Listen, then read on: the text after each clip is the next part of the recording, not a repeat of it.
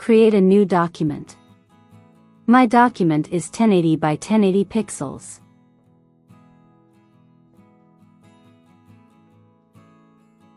Select the rectangle tool.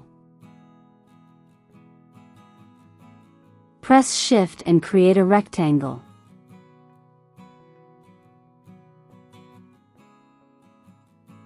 Select no color for the fill. And pick a stroke color.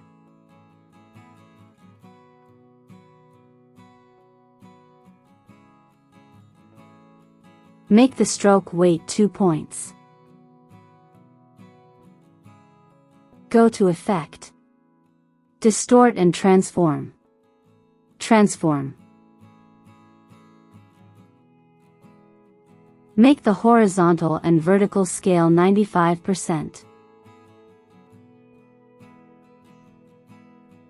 Rotate 3 degrees.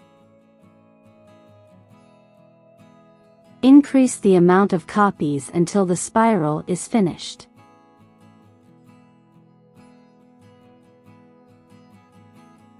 You can select Scale Strokes and Effects if you want to make the spiral lighter.